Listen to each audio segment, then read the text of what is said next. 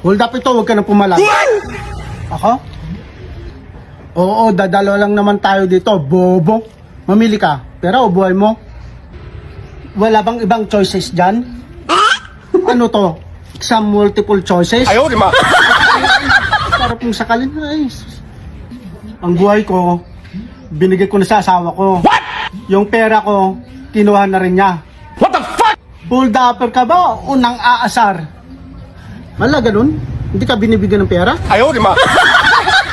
Nang aasar ka yata eh. O sir na, hindi ko naman alam eh. Pagod ako oh. Galing ako ng overtime oh. Wala ganun? Ha?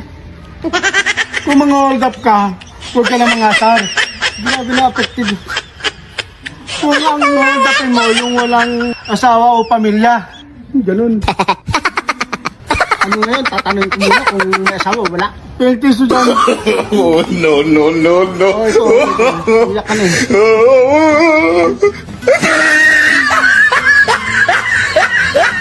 Pag hold up lang, walang asaran. Alam mo, nanginis ka eh. Sige, susunod, tatanong ko muna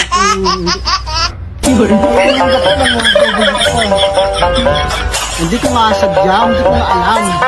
Dalawang taas yan. Nagka-hold upping.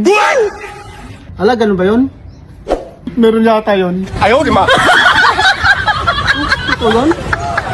Sige na, hindi na kita hold upin. Hingal mo ka ng tissue, hayop ka. Sige na, umalis ka na. Baka alibad ba rin ako sa mukha mo. Ito na, paalis na. Hindi ko nga alam na under ka, na hayop ka eh.